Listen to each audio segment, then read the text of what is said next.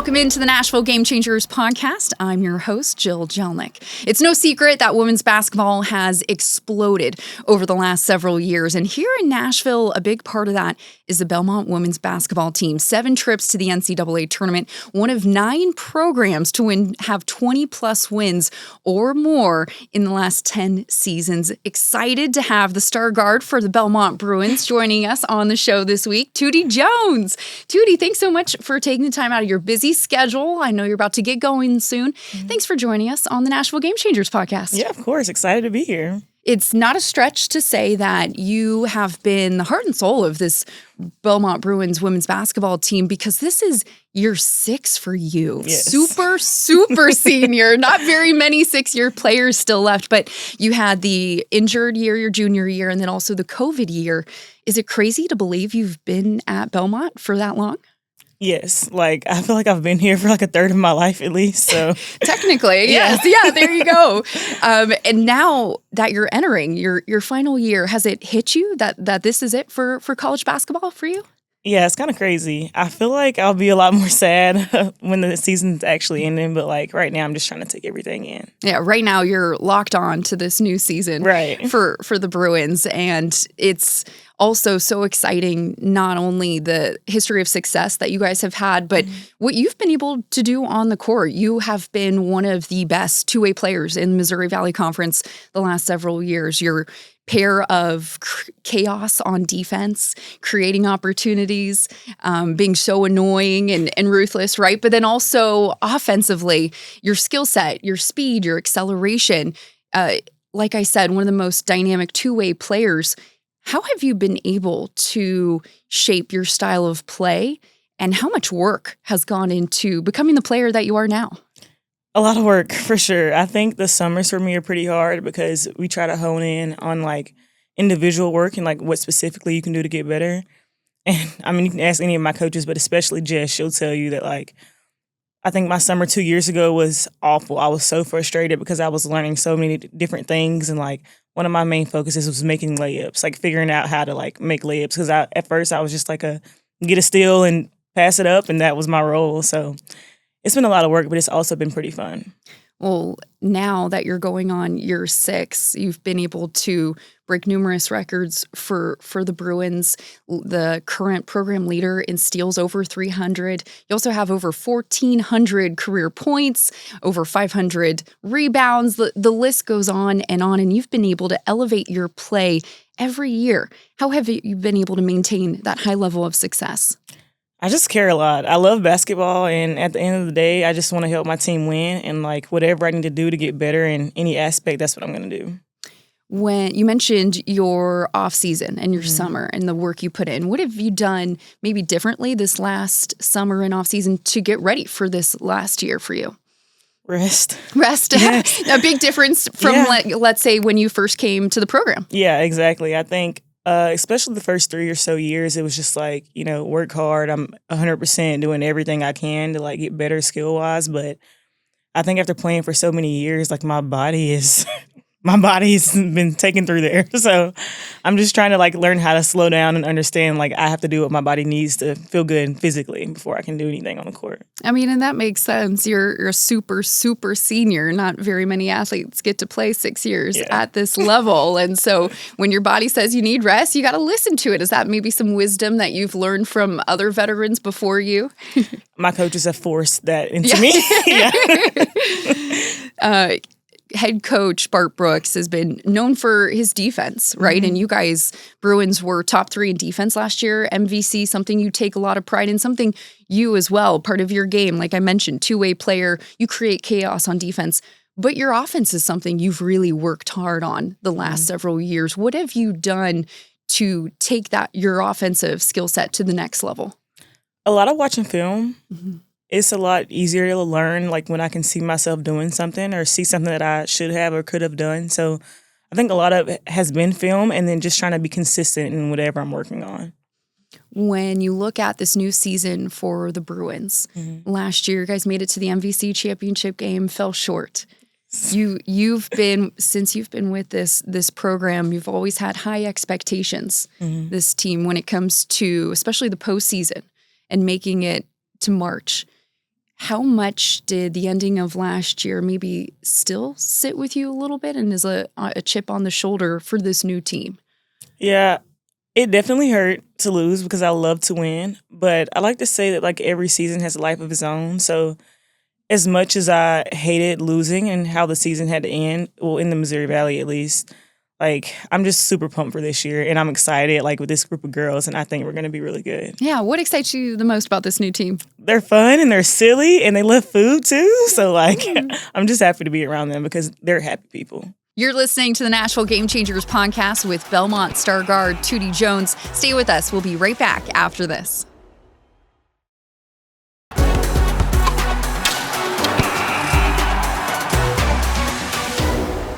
Tuti, when you look at head coach Bart Brooks entering his ninth season in the league, ninth season at Belmont, what have you learned the most from his leadership and from your time with him at Belmont?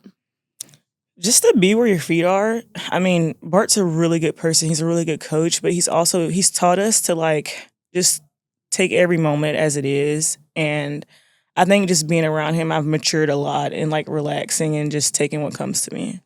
Yeah, as a leader on this team too, veterans, again, going into your sixth season, how much has what he instilled in you, have you helped try to showcase and give back to the rest of the team, both on and off the court? Yeah, pretty much everything. I mean, at this point, I feel like I can like mouth what he's saying because I've been around him for so long. So like, what is he like for those that aren't familiar with Coach Brooks and kind of how he carries himself? He's like a funny guy, kind of serious. How would you describe him? He's like sarcastically funny, but like you have to know him to like understand his jokes. Kind of like a lot of inside jokes. Yes. Like he may come off a little stoic at first, right? Yeah, but then once you get to know him. I like to say that he's kind of like an Einstein too. Like when it comes to basketball, like he's so like methodical and he thinks about things that you would never like expect. And that's what you want in a head coach, right? So him to do the hard thinking, right? And you to do the hard playing. Exactly. Exactly. When you look at your schedule, you guys are coming out of the gates firing, right? First game of the season, you are on the road at Oklahoma. Not even 2 weeks later, you're taking on the Lady Vols in Knoxville. You guys are going to be tested early. But from your experience, how important are those early preseason games to get you ready for the MVC? It's so important. And obviously, it's hard playing teams that are that good. But like, I really think it just prepares us. It gives us like a sense of confidence and like, we know that if we can compete with teams like that, we can compete with anyone. Yeah. And when you are going through that first about like 2.5 months before you really get into MVC play, right, the start of the new year, what is the biggest key for a team to go through or experience or learn before conference play? I think it's just like knowing that we can fight through adversity because, I mean, obviously no season is going to be perfect. And so I think going through those games where we are struggling, like it means a lot to us and it helps us out a lot in the future. You've been through some tough adversity. You've had your injury your junior year that sidelined you. Also, some highs and lows in terms of, playing in the MVC tournament, WBIT, WNIT. You have been at the top of this level in some tough games, including your sophomore year. The last time Belmont was in the NCAA tournament, Belmont was the number 12 seed, and you pull off upsets both years. Gonzaga when you were a freshman, and then Oregon when you were a sophomore. Yeah. What did you learn from those big-time moments? To calm down. I mean, being a freshman, like, those games were so fun, but I was so nervous. So, like, I think being able to experience that so young, I'm like, at this point, I can get through anything else. Yeah, and it also, having gone there those first 2 years of your career, were you under the impression, we'll be back, we'll be back? Yes. People don't realize how hard it is to get to the tournament year after year. Yes. You can't take it for granted. Correct. And so when you approach a season, that's always the end goal, right? What does this team have to do to get back to that stage? I think we have to play together. And like Bart says, I feel like all of my teammates, including myself, we're just small pieces of a puzzle, and we have to figure out how to put that together to be great this year. Which one of those upsets is your favorite? The one over Gonzaga your freshman year or the one over Oregon your sophomore year? 100% Oregon. Why? I mean, because I feel like we played for, like, I don't know. I feel like it was a 10-quarter game. And, like, every time I thought it was going to be over, we played again. But I don't know. It was just super fun, and they were a great team. But I think I'll never forget that. That was double overtime or single? It was double. It was double overtime, wasn't it? Yeah. I think I remember doing the highlights and having to extend the recording session. I was like, oh, no, we got to keep going. We're going some more. What a game. Yes. What a game. And now, as a super senior going into your 6th year, veteran leader on the team, you have so much experience to draw from.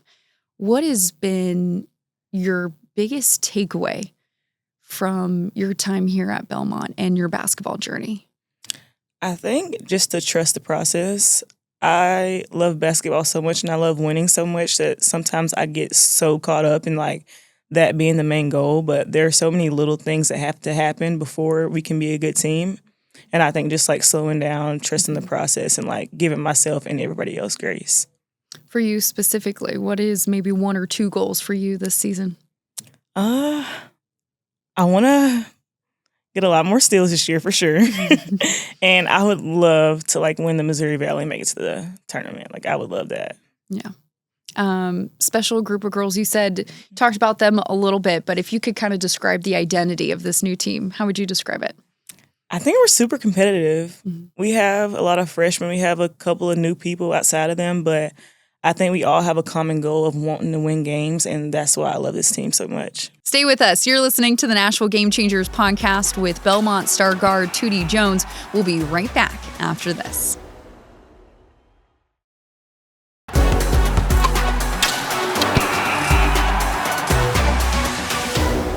Tuti, I know that you have a dream of continuing in basketball as a coach. You want to be a coach someday. And I know your mom has a big part to do with that. She was your head coach in high school and a legendary coach down there. Is it Hendersonville or? Charles Henderson. Charles Henderson, excuse me. Thank you. And how much would you say she kind of influenced your basketball journey and also your love for the sport? So much. I mean, even before I could play, like she was coaching prior, so I would just be around like trying to do whatever I could, blowing the whistle just because I had one in my hand and like trying to participate in drills during her practices. So just being around her, like, she really is a good coach, and it was so fun playing for her. And, like, I don't know, I think I just watched her enjoy it so much that I know that that's my calling. You feel like you just, like, one of those things where you feel it in your heart, you're like, in your soul. You're like, This is what I want to do. This is what I feel like I'm meant to do. Yes. I have a feeling you're going to be an amazing coach. Thank you. And obviously your experience, having been on the court, been through adversity, played in top matches, the biggest stage, that all comes to fruition when you then teach and coach and pay it forward. Yeah. So that's exciting. Before we let you go, I want to finish with our In My Opinion segment. And this is where you have free range to talk about whatever you want, whatever's been on your mind lately. I also know that you're a big cook and foodie here in Nashville. So I kind of want to talk about that too. I would love to get your opinion on the Nashville food scene. I think the Nashville food scene is pretty great. Like right now, one of my favorite restaurants is Bricktops. Ooh. But what I'm looking for, I need a really good wing spot, and I need like a hole-in-the-wall Chinese spot. Like not a bougie place, like a legit like takeout. We're not talking about P.F. Chang's. We're talking about local, non-franchise. So, I got you. Okay. You know what? You got me there with the Chinese food. I'm trying to think of a good wing spot. We've had some really good local, just like bars, sports bars. Neighbors has some good wings. I'm not going to lie, I like them. I got a place over in the Nations, perfectly fine. They got some good wings too. They're perfectly fine. Okay. But tell me a little bit more about your cooking. Do you try to cook as often as you can, or is it something where you really try to like set aside time and perfect your craft? Well, I mean, I like to do it as much as I can, but obviously with the season, that is very limited. Yeah, it's got to be hard. Yeah, sometimes I cook for the team, though. Like, that's pretty fun. And then I also meal prep for, like, people on the side as well. You got a little side hustle? Yeah. So, I don't know. I just love food and, like, it's fun. You said you cooked for the team. How often do you do that? And that's a lot of mouths. Those are some hungry girls. Not that often. Maybe like 2 or 3 times a year. Like the coaches, it's like a bonding thing. But they'll buy the groceries, and I just get to prepare food for the team. Well, what have you cooked for them before? We've done a brunch, and then we've done like a pasta night. So for brunch, I'll do like French toast, like hash brown casserole, eggs. Any type of breakfast meat, just anything they want, really. Yeah, I'm going to invite myself to the next you're brunch. Invited. Do you have a favorite brunch spot here in Nashville? Because there are a lot. I feel like I need to venture out, but I really do love Milk and Honey. Oh, very good. Over there in the Gulch. That's a good spot. That might be one of my favorite breakfast spots in the Gulch. Also, 12 South has a couple good breakfast spots, including... what is it called? It's like almost like a pancake house, the Southern House or something. Oh, I'm blank. Buttermilk. Oh, yeah. Buttermilk. Yeah. Ranch. Yeah. Thank you. I almost had it. I was like, it's half pancake, half house, buttermilk ranch. That's what it is. Very good breakfast. Yeah. Nashville, it's so funny because obviously we're in the sports world, right? And we see the city grow so much with sports and, the Nashville SC being the new professional soccer team, the bid for a WNBA team, and potentially MLB coming. So we're always in my opinion, we're always talking about this city in terms of, sports growth. But man, the culinary scene, the restaurant scene, the brunch scene, rooftop bars, like I swear the growth has been astronomical when it comes to Nashville and food. Yes. Yeah. Or have you ever been in a city or visited a city that is as crazy as this one? No. The city I'm from is so small. We have like 2 Waffle Houses and a Burger King. There you go. So, okay. Well, coming here is a lot of food. Yeah. Maybe you could start your own restaurant down there too. Yeah. Yes. Is it Alabama? Yeah. Or yes. Okay. That's what I thought. Has your mom been able to come and see you play throughout your career? Yes. That's been so fun. She makes it to all of our home games for sure. And then it was a lot easier for her to travel to our away games before we joined the Missouri Valley, but she comes whenever she can. And since this is my last year, I know that she'll be here a lot. Yeah. Is she still coaching in Alabama? Because that's the same season. Yeah. No, she's retired. She's retired now. Yeah. I was going to say, she that would be a little tough, both basketball seasons. Yeah. I know I asked you this earlier about your big takeaway, but when it comes to college athletics as a whole, what have you learned the most about yourself in this journey? Just that it's okay to be different. I think that the college scene has changed a lot, just how much it is watched and talked about now, and that's really exciting. But I don't know, just to enjoy all the little things about being able to play a college sport because, I mean, I know it's supposed to last 4 years, but, it doesn't last forever. So just enjoy it while I can. You've stretched it as long as you could. Yes. Yeah, maybe I'll go for a 7th year. Who knows? Yes. Season opener right around the corner, November 3rd at Oklahoma. What needs to happen the next couple weeks in order for this team to be ready for game 1? We just really got to focus and hone in on our defense and honestly everything else. And Tuti, circling back, I know I brought up Nashville sports scene. WNBA, the city put in a bid for WNBA. It's on hold for a second, on hold, I should say. They didn't, Nashville ended up not getting the bid. But to think that maybe one day the city could have a WNBA team, how cool would that be, especially with the history of basketball in this state? Yeah. That would be so cool. I love the W, so it would be really exciting to have a team here. Have you considered playing at the next level? I've considered it, but I haven't made a decision quite yet. So, yeah, that's something that's in the back of your mind. Yeah, I'm sure right now this last season is the most important for you. But how much have you seen the W grow over just in your 6 years as a college athlete? It's grown so much, and it's so cool to watch. I'm watching the finals right now, and the amount of fans that are at the games and the amount of people that are watching is so fun to see.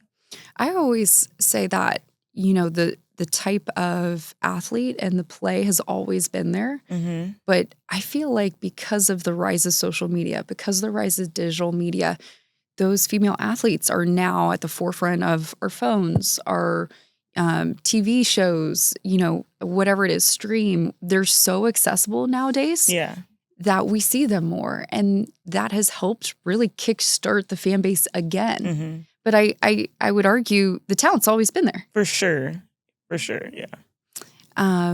Well, Tuti, thank you so much for joining us on Nashville Game Changers. Really excited for this new season for the Belmont Bruins.